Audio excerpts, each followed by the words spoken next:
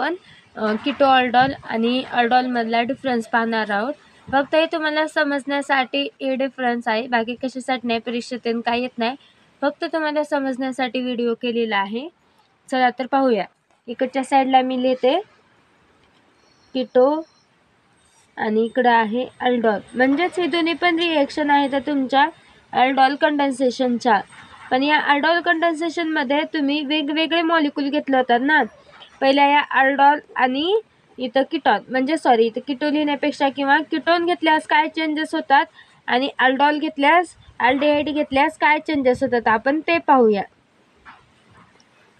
इथं अल्डिहाइड घेतलेला आहे आणि इथं कीटोन घेतलेला आहे। मग या कीटोन आणि अल्डिहाइड मध्ये काय काय चेंजेस होतात आता आपण ते पाहूया। यामध्ये पहिला चेंज तर तुम्हाला माहित आहे, अल्डॉल कंडेन्सेशन होऊन आले, अल्फा हायड्रोजन तुमचा काय पाहिजे, दोन्हीकडे पण प्रेझेंट पाहिजे, अल्फा हायड्रोजन पाहिजे, दोन्हीकडे पण प्रेझेंट। पण दुसरी कंडिशन मध्ये काय सांगितले, इथं दोन सिमिलर तुम्ही काय घेतले, कीटोनचे मॉलिक्यूल घेतले, दोन सिमिलर कीटोन घेतले तुम्ही, दोन सिमिलर कीटोन घेतले आणि इथं काय घेतले तुम्ही, दोन सिमिलर अल्डिहाइडचे मॉलिक्यूल घेतले, अल्डिहाइड तुम्ही दोन सिमिलर कीटोन मध्ये कीटोनचे मॉलिक्यूल घेतले आणि अल्डिहाइड मध्ये दोन सिमिलर तुम्ही अल्डिहाइडचे मॉलिक्यूल घेतले। मग यामध्ये काय होणार आहे, कंडेन्सेशन घडून येणार आहे। मग आता हे कंडेन्सेशन मध्ये आपण फक्त इथे काय करणार आहोत, डिस्कस करणार आहोत की या दोघांमध्ये नेमका काय काय फरक आहे। तुम्ही अल्डॉल कंडेन्सेशनला तुम्ही अल्डिहाइडची पण रिएक्शन लिहू शकता किंवा कीटोनची पण रिएक्शन लिहू शकता, मेकॅनिझम तर यांचं सारखंच असणार, फक्त चेंजेस थोडेफार आहेत, आपण त्या याच्यामध्ये जाणून घेऊया। आता या डिफरन्स मध्ये आपण ते चेंजेस जाणून घेऊया। मग यामध्ये काय केलं आपण, पहिल्यांदा काय केली रिएक्शनच्या च्यावरून आपण इथे चेंजेस पाहूया। मी इथे रिएक्शन देते दोन्हीकडे पण, या रिएक्शनवरून आपल्याला काय काय चेंजेस दिसतात आपण ते पाहूया। मी इथे काय घेतले, पहिल्यांदा इथं डायरेक्ट लिहिते मी, दोन मॉलिक्यूल घेतले कीटोनचे, मी इथं दोन कीटोनचे मॉलिक्यूल घेतले। इथं फक्त दोन असं सेपरेट लिहिण्यापेक्षा मी फक्त एकच कीटोनचा मॉलिक्यूल घेऊन असं तुम्हाला दाखवले, असं दाखवते। इथं आपण दोन कीटोनचे मॉलिक्यूल घेतलेले आहेत। आता याच्या पुढे जागा पुरत नाही म्हणून मी खाली लिहिते, कुणाच्या प्रेझेन्स मध्ये रिएक्शन होत आहे, तुमची NaOH च्या प्रेझेन्स मध्ये ही रिएक्शन होत आहे। मग या रिएक्शन मध्ये काय होणार तुमचं, तुम्हाला आता इथं प्रोडक्ट लिहिते, प्रोडक्ट कसा ध्यानात ठेवायचा मी तुम्हाला सांगितलेलं आहे, तरी पण अजून एकदा तुम्हाला प्रोडक्ट कसा ध्यानात ठेवायचा मी ते सांगते। चला तर पाहूया। मग यामध्ये काय केलं, प्रोडक्ट ध्यानात ठेवण्यासाठी तुम्ही हा ग्रुप, हा CH3 जशाला तसा ठेवला, फक्त ह्या बॉन्ड काढून टाकून इथं O घेतला आणि या O ला H जोडायचा आहे, तो H आपल्याला इथून भेटणार आणि इथून H भेटल्यामुळे इथं काय राहिलं तुमचं, CH2 C double bond O CH3 हा ग्रुप राहिला आणि याने याला एक H दिलं, बाकीचं जशाला तसं। मग इथं काय राहिलं, याने फक्त याला H द्यायचं आहे आणि बाकीचं सगळं सारखं राहणार आहे, एवढंच याच्यामध्ये चेंजेस होणार आहे, तर दुसरे चेंजेस होणार नाहीत। इथं काय झालं तुमचं, याला म्हणतात बीटा हायड्रॉक्सी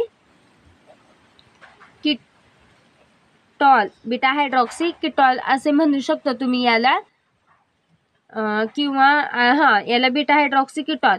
आणि IUPAC नाव जर द्यायचं म्हणलं तर 1 2 3 4 5 4 हायड्रॉक्सी 4 मिथाइल,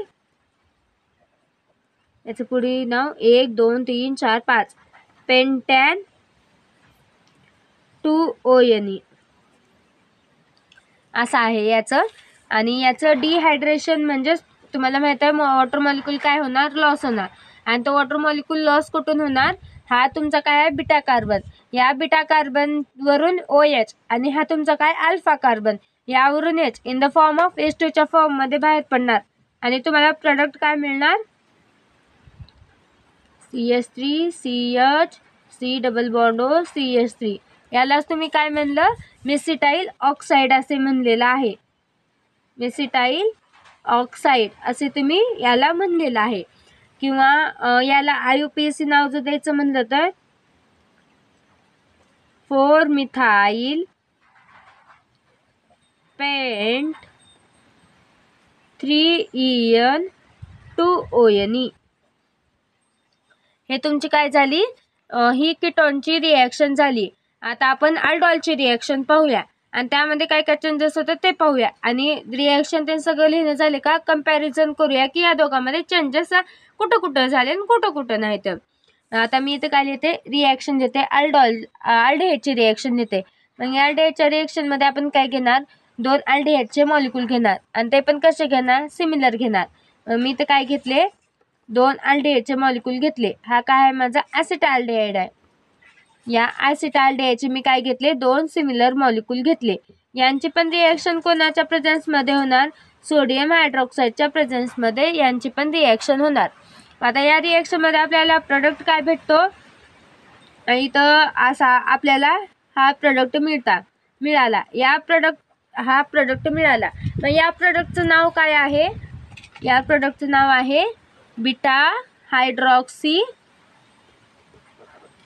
अल्डिहाइड, किंवा तुम्ही यालाच काय म्हणतो, अल्डॉल म्हणतो. आणि याचं डिहायड्रेशन झाल्यास म्हणजे वॉटर मॉलिक्यूल लॉस झाल्यास तिथं तुम्हाला प्रोडक्ट काय मिळाला. याचं IUPAC नाव मी लिहिलं नाही, IUPAC नाव लिहिते. याचं 1 2 3 4 याचं 3 हायड्रॉक्सी ब्युटॅनॉल हा आपल्याला प्रोडक्ट मिळाला. आणि याचं डिहायड्रेशन झाल्यास आपल्याला प्रोडक्ट काय भेटतो, CH3 CH double bond CH C double bond OH. याचं नाव काय आहे, क्रोटोनाल्डिहाइड, किंवा आपण त्याला इनल म्हणू शकतो, किंवा IUPAC म्हणल्यास 1 2 3 4 ब्यूट 2En 1Al हे नाव आहे. म्हणजे यामध्ये काय झालं, इथं हा प्रोडक्ट कसा तयार झाला सांगू. यामध्ये अल्फा कार्बनवरून H आणि बीटा कार्बनवरून OH in the form of H2च्या फॉर्ममध्ये बाहेर पडून तुम्हाला प्रोडक्ट काय भेटला, हा क्रोटोनाल्डिहाइड मिळालेला आहे. यामध्ये काय होतं, आता आपल्याला काय पाहायचं, डिफरन्स पाहायचंय. मग या डिफरन्समध्ये काय काय होणार, पहिल्यांदा तुम्ही अल्डिहाइडचे अल्फा हायड्रोजन असलेले 2 मॉलिक्यूल घेतले. मी त्या कीटोनचा मॉलिक्यूल घेतले आणि इकडं मी अल्डिहाइडचा मॉलिक्यूल घेतले. मग या दोघांमध्ये पण तुमचं काय होणार आहे, इकडं पण कंडेन्सेशन होणार आहे आणि इकडं पण कंडेन्सेशन होणार आहे. हे मग कंडेन्सेशन होताना काय होणार आहे तुमचं, आता या कंडेन्सेशनमध्ये पहिल्या कंडेन्सेशन जे कीटोनचे मॉलिक्यूल घेतलेत त्या कंडेन्सेशनमध्ये काय होतंय, पहिल्यांदा तुम्हाला प्रोडक्ट भेटतो बीटा हायड्रॉक्सी कीटॉल. आणि अल्डिहाइडच्या कंडेन्सेशनमध्ये तुम्हाला पहिला प्रोडक्ट भेटतो अल्डॉल किंवा बीटा हायड्रॉक्सी अल्डिहाइड भेटतो. आणि त्याचंच कॉमन नेम आहे इकडं बीटा हायड्रॉक्सी कीटॉलचं IUPAC नेम आहे 4 हायड्रॉक्सी 4 मिथाइल पेंटॅन 2ONe. आणि या काय अल्डिहाइडच्या हा अल्डिहाइड आहे ना, या अल्डिहाइडच्या ही अल्डॉल आहे, या अल्डॉलचा IUPAC नेम आहे 3 हायड्रॉक्सी ब्युटॅनॉल. आणि त्याचं डिहायड्रेशन झाल्यास तुम्हाला प्रोडक्ट काय भेटला, मेसिटाइल ऑक्साईड किंवा 4 मिथाइल पेंट 3En2ONe. हे आपल्याला कुठं मिळालं, कीटोनचं डिहायड्रेशन झाल्यास. आणि अल्डिहाइडचं डिहायड्रेशन झाल्यास तुम्हाला प्रोडक्ट काय मिळाला, क्रोटोनाल्डिहाइड किंवा इनल किंवा ब्यूट 2En 1Al याचेच नाव आहे तर हे मिळाला. फक्त तुमचे चेंजेस कुठं कुठं होतात, जर तुम्ही अल्डिहाइडमध्ये जर चेंजेस बघितले तर फक्त तुमचा इथं H आलेला आहे, हा फंक्शनल ग्रुप तुमचा H म्हणजेच अल्डिहाइड आलेला आहे. तर कीटोनमध्ये तुमचा कुठला फंक्शनल ग्रुप आलेला आहे, कीटोन हा फंक्शनल ग्रुप आलेला आहे. फक्त तुमचे चेंजेस कुठं झाले, या ठिकाणी CH डबल बॉन्ड CH आहे, तर इथं कीटोनच्या ह्याच्यामध्ये C डबल बॉन्ड CH. फक्त त्या इथं अल्डिहाइडच्या H मध्ये फक्त इथं कीटोनमध्ये काय लागलेलं आहे, CH3 लागलेला आहे. एवढं चेंजेस झालेले आहेत. आणि एवढे चेंजेस होऊन त्यांचं नाव पण कसं झालेलं आहे, बदललेलं आहे. एवढंच चेंजेस आहेत. फक्त हे तुम्हाला चेंजेस ध्यानात राहावं आणि कोणता प्रोडक्ट मिळाला हे याच्यासाठी हा व्हिडिओ केलेला आहे. हा काही पेपरमध्ये याचं काही गरजेचं नाही, फक्त तुम्हाला ध्यानात थोडंफार राहावं, कुठं चेंजेस झाले कुठं नाही. तर पहिल्या अल्डिहाइडमध्ये चेंजेस तुमचे फक्त लास्टच्या ह्याच्यामध्येच होणार आहेत. इथं या प्रोडक्टमध्ये पण होणार आहेत वरच्या, पण तुम्हाला चेंजेस जास्तीत जास्त कुठून घडून येणार आहेत की इथं पण येणार आहेत आणि इथं पण. आता वरच्या ह्याच्यामध्ये चेंजेस बघितले तर इथं एच आहे, या बीटा हायड्रॉक्सी अल्डिहाइड बीटा कार्बनवर एच प्रेझेंट आहे, तर या बीटा कार्बनवर CH3 प्रेझेंट आहे. इथं पण तसंच. आता हा काय आहे तुमचा बीटा, या बीटा कार्बन इथे CH3 आणि डबल बॉन्ड प्रेझेंट आहे, तर या अल्डिहाइडमध्ये बीटा कार्बनवर एच आणि एक डबल बॉन्ड प्रेझेंट आहे. असं फक्त तुमचे चेंजेस कुठे येणार आहेत, थोडेफार जिथं हायड्रोजन आहे तिथं CH3 येणार आहे, किंवा जिथं CH3 आहे तिथं हायड्रोजन येणार आहे. हे त्या मॉलिक्यूलवर डिपेंड आहे. तुम्ही अल्डिहाइडचा मॉलिक्यूल घेतला तर तिथं एच येणार आहे बीटा कार्बनवर. जर तुम्ही कीटोनचा मॉलिक्यूल घेतला तर ते तुमच्या बीटा कार्बन काय येणार आहे, CH3 हा ग्रुप येणार आहे. बाकीचे कुठले पण चेंजेस नाहीत, फक्त एवढे चेंजेस आहेत. या चेंजेससाठीच मी इथं फक्त थोडाफार डिफरन्स दाखवलेला आहे, बाकीचं काय नाही. हे परीक्षेत काय येणार ते नाही, फक्त तुम्हाला समजण्यासाठी व्हिडिओ केलेला आहे. तुम्हाला कुठं चेंजेस झाले कुठं नाही ते हे तुम्हाला समजून आलं असं मी गृहीत धरते. जर व्हिडिओ आवडला असेल तर नक्की लाईक, शेअर आणि सबस्क्राईब करा. जर काही अडचणी असल्या तर कॉमेंटमध्ये नक्की सांगा. धन्यवाद.